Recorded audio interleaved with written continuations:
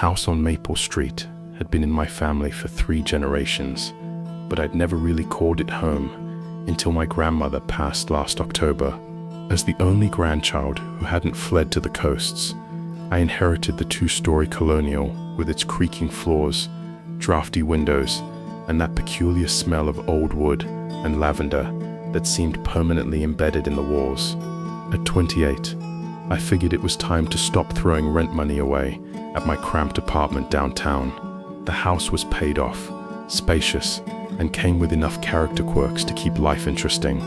I'd been living there for about 6 months when I decided to tackle the basement. Grandma Rose had used it primarily for storage, and decades of accumulated belongings had transformed the space into a labyrinth of cardboard boxes, old furniture, and forgotten memories. The plan was simple: sort through everything, donate what I could, and convert the space into a proper workshop. I'd always enjoyed working with my hands, and the basement's concrete floors and sturdy support beams made it perfect for woodworking projects. The first few weekends were spent hauling boxes upstairs, cataloging their contents, and making trip after trip to the local thrift store. I found photo albums dating back to the 1940s, my grandfather's war medals, Christmas decorations that hadn't seen daylight in years, and enough vintage kitchen appliances to stock a museum. It was dusty, tedious work, but oddly therapeutic. Each box felt like unwrapping a piece of family history. By mid-May, I'd cleared roughly 2/3 of the basement. That's when I noticed something odd about the east wall. The concrete looked newer in one section, as if it had been patched or repaired at some point. The difference was subtle, the color slightly grayer, the texture just a bit smoother than the surrounding areas. I ran my hand along the wall, feeling for any irregularities, when my knuckles struck something that sounded distinctly hollow. I stepped back and examined the wall more carefully. The patch was roughly 6 feet wide and extended from floor to ceiling. If I hadn't been paying close attention, I might have missed it entirely. The edges where the newer concrete met the original wall were expertly blended, the work of someone who knew what they were doing. But why would someone wall up a section of the basement? That evening I called my father in Phoenix. He'd grown up in the house and might have some insight into its history. "Dad, do you remember anything unusual about the basement? Any renovations or repairs?" There was a pause on the other end of the line. "Why do you ask?" "I found what looks like a patched section of wall. It's pretty extensive, maybe 6 feet wide. I was wondering if Grandpa or Grandma had any work done down there." "Your grandmother never mentioned anything like that to me." His voice carried a note of uncertainty. "But then again, your grandfather was pretty handy. He might have done some work himself after I moved out." "Why? Is there a problem with the foundation?" "No, nothing like that. It's just curious. The concrete sounds hollow when I tap on it." "Well, old houses have their secrets, son. Maybe it's just a utility chase or something. If you're really curious, you could probably break through it easily enough. Just be careful about load-bearing walls." After hanging up, I couldn't shake the feeling that there was more to the story. The patch was too deliberate, too carefully done to be a simple repair job, and the hollow sound suggested there was definitely space behind the wall. Saturday morning found me at the hardware store, loading up on supplies. I bought a sledgehammer, safety goggles, a dust mask, and several heavy-duty garbage bags. If I was going to investigate this mystery, I might as well do it right. The first swing of the sledgehammer sent a satisfying crack through the concrete. The patch was maybe 3 inches thick, substantial, but not insurmountable. As I worked, clouds of dust filled the air, and the rhythmic pounding echoed through the empty basement. After about an hour of steady work, I'd opened a hole large enough to peer through. I grabbed a flashlight and pressed my face to the opening. The beam cut through absolute darkness, revealing what appeared to be a small room, perhaps 10 feet square. The walls were natural stone, and the floor looked like it might be dirt or packed earth. I couldn't see much detail from my limited vantage point, but the space was definitely hollow. Another hour of demolition work created an opening large enough to squeeze through. I cleared away the debris, set up a work light on an extension cord, and prepared to explore my discovery. The hidden room was smaller than I'd initially thought, maybe 8 by 10 feet, with a ceiling that barely cleared my head. The walls were indeed natural fieldstone, probably original to the house's foundation. But what caught my attention immediately were the shelves built into the far wall. Rough wooden planks supported by iron brackets. They held an assortment of glass jars, old books, and various containers I couldn't identify in the dim light. The air in the room was stale and cold, with an underlying smell that reminded me of damp earth and something else, something organic and unpleasant. I moved the worklight closer and began to examine the shelves more carefully. The jars were filled with what looked like dried herbs and plant materials. Some contained roots, others held seeds or leaves. A few of the containers held liquids that had long since turned cloudy or solidified into thick, dark sludges.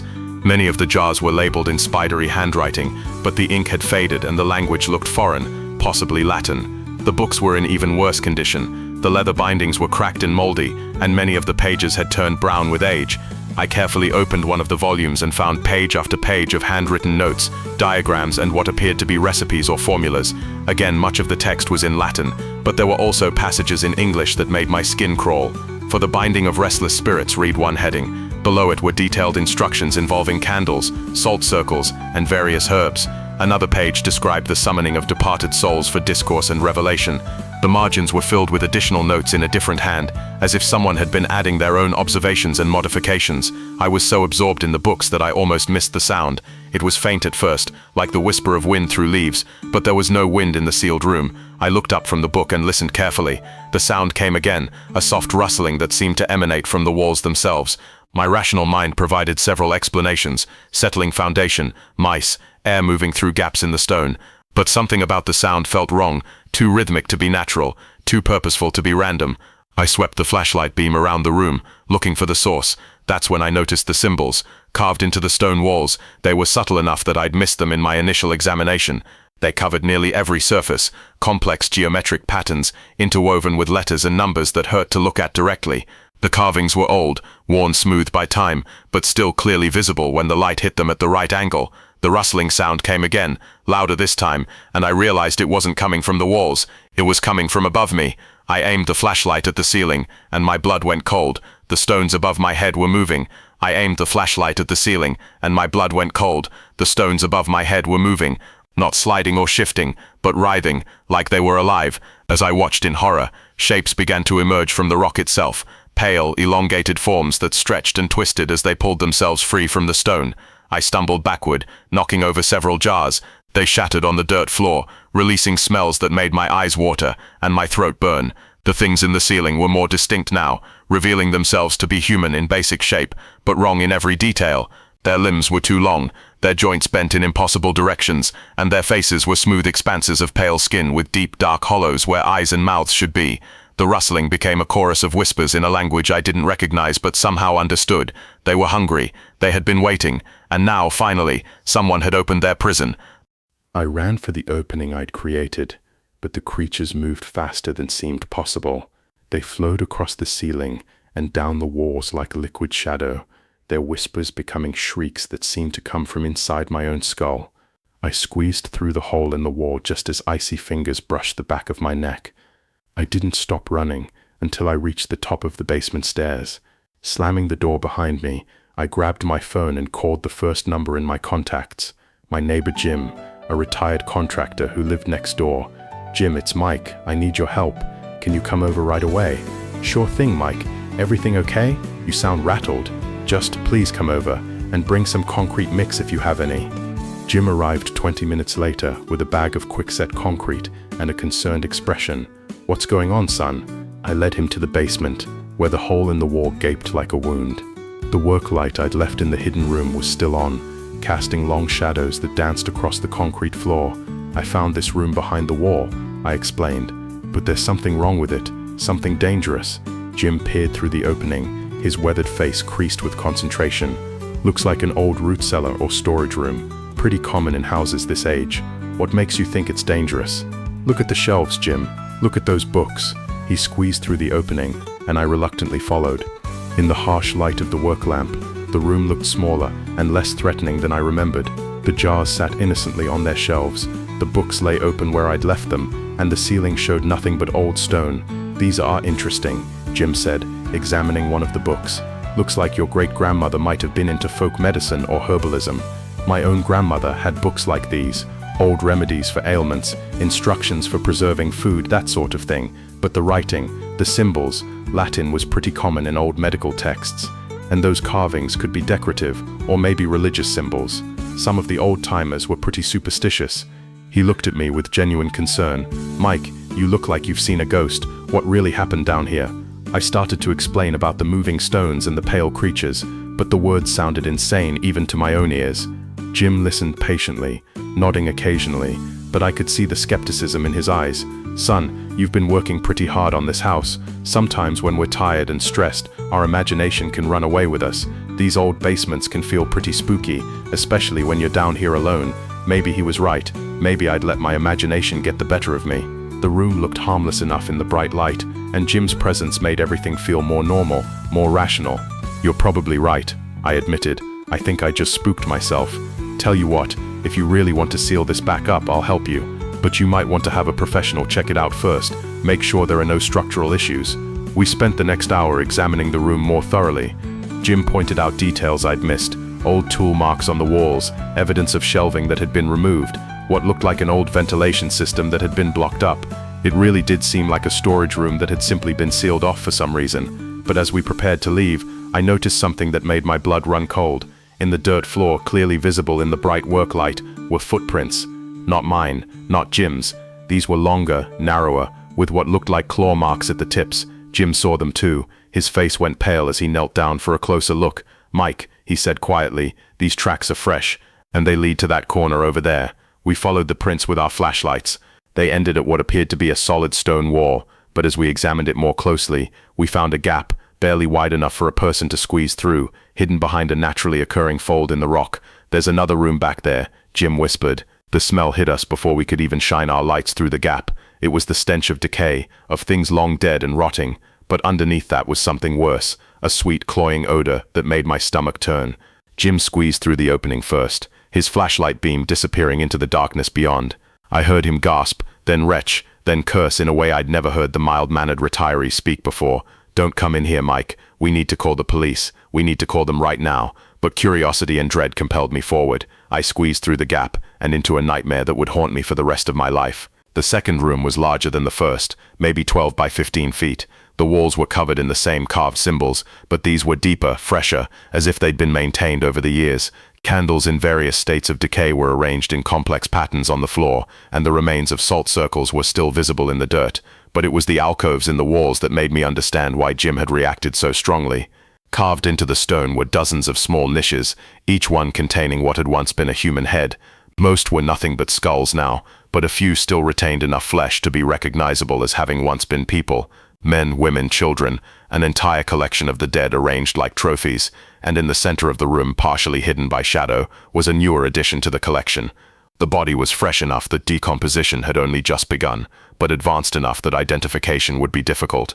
But I recognized the clothes, the jewelry, the distinctive red hair that had made my neighbor Mrs. Patterson so easy to spot in a crowd. She'd been missing for 3 weeks. The police had assumed she'd left town to visit relatives. "My God," Jim breathed. "How long has this been going on?" That's when we heard the sound, the same rustling whisper I'd encountered earlier, but louder now, more insistent. It seemed to come from everywhere at once, from the walls themselves, from the very air around us. We ran. There was no discussion, no attempt at investigation or rational explanation. We simply ran, squeezing back through the gap, across the first room, through the hole in the basement wall, and up the stairs as fast as our legs could carry us. Behind us, the whispers rose to a crescendo that sounded like screaming. The police arrived within minutes of Jim's call. Detective Sarah Chen, a serious woman in her 40s with kind eyes and a no-nonsense manner, took our statements while the crime scene team prepared to examine the basement. "Mr. Harrison," she said, "I need you to understand that what you're telling me is very serious. You're claiming to have found evidence of multiple homicides in your basement." "I know how it sounds," I replied, "but you need to see for yourself." Detective Chen and her team spent 6 hours in the basement. When they emerged, her expression was grim. "We've found human remains," she confirmed. "Multiple victims, spanning what appears to be several decades. This is now a crime scene, and I'm afraid you won't be able to stay in the house while we conduct our investigation." Over the next several days, the details emerged piece by piece.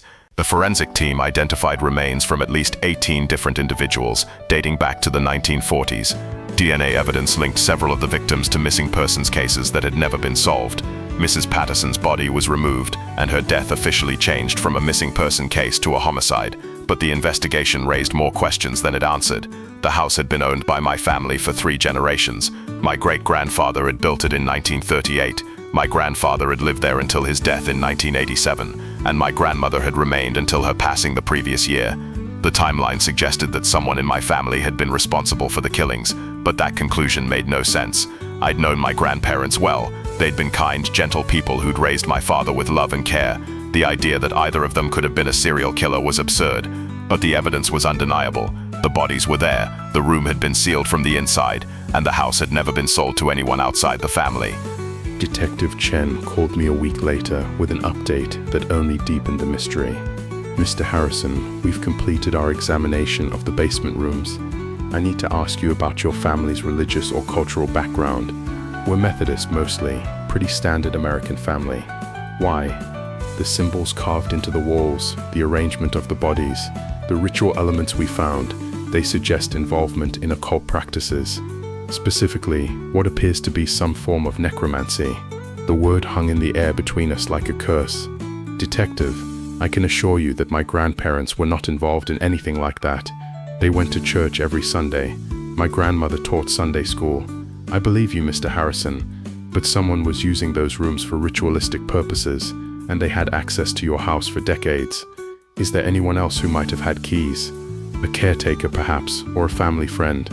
I racked my brain but came up empty. My grandparents had been very private people. They'd had few visitors, and trusted even fewer people with access to their home. That night, unable to sleep in the hotel room the police had recommended, I drove back to the house. It was after midnight, and the street was empty. Yellow crime scene tape fluttered in the breeze, and the windows stared down at me like empty eyes. I sat in my car, studying the house that had been my heritage, and was now my nightmare. Something was bothering me about the whole situation, some detail that didn't fit. The forensic team had found evidence of ritualistic activity spanning decades, but the newest victim, Mrs. Patterson, had been killed only 3 weeks ago, months after my grandmother's death. That meant the killer was still active, still had access to the house. Still, the front door opened. I watched in frozen horror as a figure emerged from my house, my locked crime scene sealed house. In the dim light of the street lamps, I could see it was an elderly woman, small and frail looking. She moved with the careful, measured steps of someone dealing with arthritis or other age-related ailments. She walked down the front path, opened the gate, and began walking down the sidewalk in my direction. As she passed under a streetlight, I got a clear look at her face. It was my grandmother who had been dead for 8 months, my grandmother whose funeral I had attended, whose body I had watched lowered into the ground. She walked past my car without seeming to notice me, her familiar lavender perfume drifting through the night air.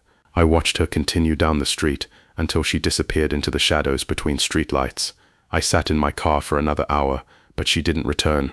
Eventually, I started the engine and drove back to my hotel, my hands shaking so badly I could barely grip the steering wheel. The next morning, I called Detective Chen and told her what I'd seen. She listened patiently, but I could hear the skepticism in her voice. Mr. Harrison, you've been under a tremendous amount of stress. It's not uncommon for people to experience hallucinations or, it wasn't a hallucination, I interrupted. I know what I saw. I'll have a patrol car check the house tonight, she said diplomatically. In the meantime, I think you should consider speaking with someone, a counselor or therapist who specializes in trauma. But I knew what I'd seen, and I knew I needed answers.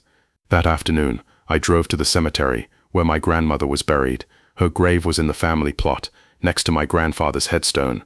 The earth above her coffin was undisturbed, the grass already beginning to grow back. But as I knelt beside the grave, I noticed something that made my blood run cold. In the soft earth around the headstone were footprints, the same narrow, elongated prints I'd found in the basement room. They led from the gravesite toward the cemetery's main entrance. I followed the trail as far as I could, but lost it when the prints reached the paved road. However, the direction was clear. They led straight toward Maple Street, straight toward the house that was supposed to be empty and sealed. That evening, I returned to my vigil outside the house. This time, I brought a camera and positioned myself where I had a clear view of both the front and back entrances. If something happened, I wanted proof. Around 2 a.m., she appeared again, the same elderly woman, the same careful walk, the same familiar face. But this time, I was ready. I managed to take several photos before she disappeared back into the shadows. The pictures didn't turn out the way I expected. The figure was there, clearly visible, but something was wrong with her appearance in the photographs. She looked translucent, ethereal, as if she wasn't quite solid, and her eyes reflected the camera flash like an animal's. I showed the photos to Detective Chen the next day. She studied them for a long time before speaking. Mr. Harrison, I'm going to be honest with you. These photos show something, but they're not conclusive evidence of anything supernatural. However, combined with your testimony and some other evidence we found, I think we need to consider the possibility that someone is still using your house. What other evidence?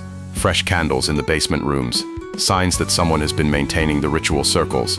And we found something else, a journal hidden in one of the wall cavities. It's written in your grandmother's handwriting. My world tilted on its axis. That's impossible. The journal documents rituals performed over a period of 60 years. It describes methods for communicating with the dead, for binding spirits to physical locations. And she paused, choosing her words carefully, for achieving a form of immortality through the sacrifice of others. The pieces began falling into place with sickening clarity.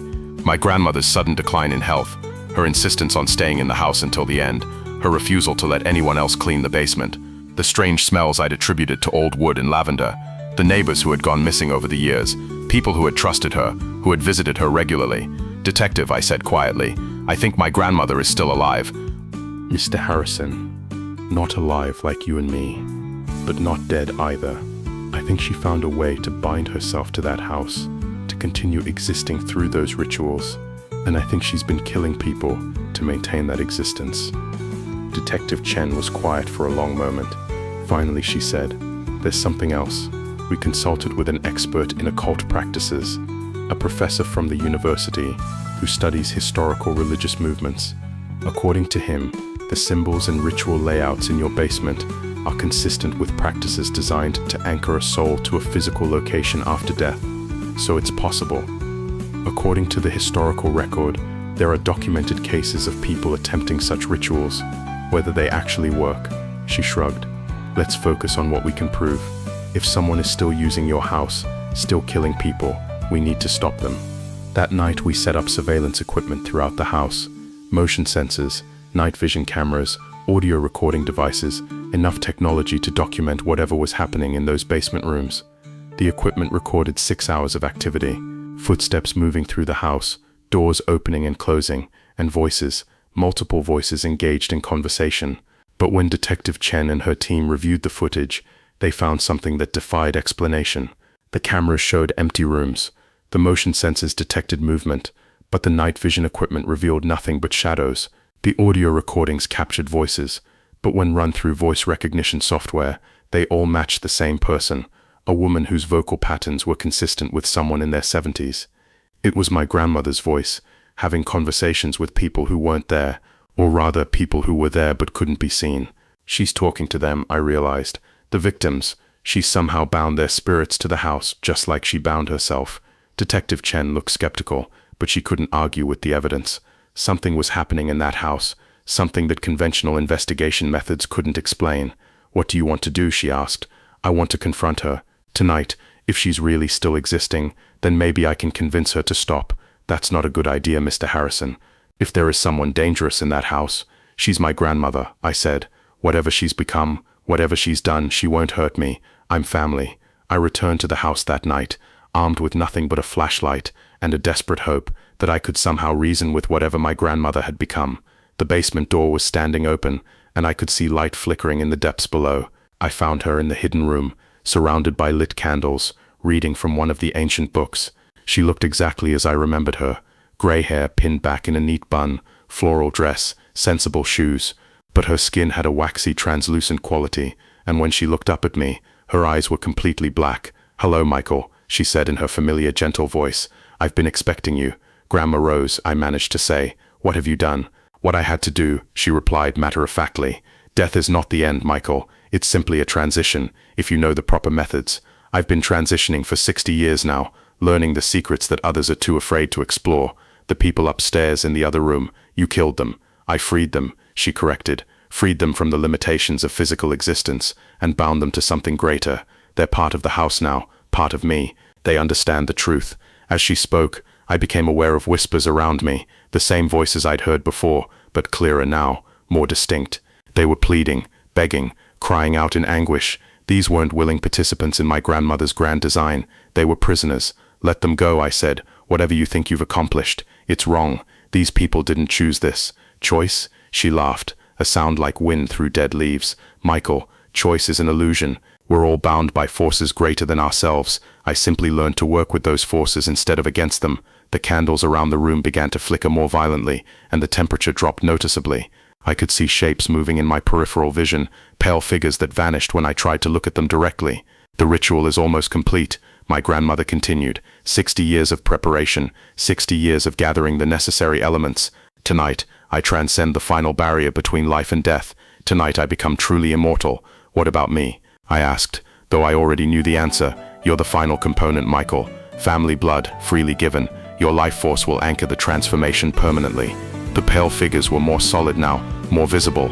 I recognized some of them from the photographs in Mrs. Patterson's missing person file, others from old newspaper clippings about disappearances over the decades. They surrounded me in a circle, their hollow eyes reflecting the candlelight. But as I looked at them more closely, I realized something my grandmother hadn't anticipated. They weren't obeying her anymore. The bonds that held them were weakening, and 60 years of forced servitude had filled them with rage. "Grandma," I said quietly, "I don't think they want to be part of your ritual anymore." She followed my gaze, and her confident expression wavered. The spirits were advancing on her now, their whispers becoming a roar of accumulated fury and pain. "No," she said, raising the book like a shield. "You're bound to me. You belong to me." But the magic that had held them was failing. As my grandmother weakened, as her attention turned to me and the final ritual, her control over the trapped souls diminished. They fell upon her like a tide of vengeance, their forms becoming more solid as they drew energy from her own supernatural existence. The last thing I saw before I ran was my grandmother's face, finally showing real fear for the first time in 60 years, as the spirits of her victims reclaimed their freedom in the only way they could. The house burned that night. The fire started in the basement and spread quickly through the old wooden structure. By the time the fire department arrived, the building was a total loss. They found no human remains in the rubble, not my grandmother's body, not the evidence from the hidden rooms, nothing. Detective Chen ruled the case closed due to destruction of evidence, but she never officially explained what had happened to the bodies or artifacts that had been stored in the basement. Some things, she told me privately, were better left unexplained. I moved back to the city and tried to rebuild my life, but sometimes on quiet nights when the wind is just right, I can still hear whispers in the darkness. Not the angry, trapped voices of my grandmother's victims, but something else, a gentle murmuring that sounds almost like gratitude. The spirits found their peace that night, but I suspect they wanted me to know that their sacrifice wasn't forgotten. They saved me from becoming another component in my grandmother's twisted ritual, and in doing so, they finally found the release that had been denied to them for so long. The empty lot on Maple Street remains unsold. The realtor tells potential buyers that it's due to foundation problems, but I know the real reason. Some places hold on to their history too tightly to ever truly be cleansed. And sometimes when I drive past the lot on my way to visit friends across town, I catch a glimpse of pale figures standing where the house used to be. They don't look trapped anymore. They don't look angry. They look free.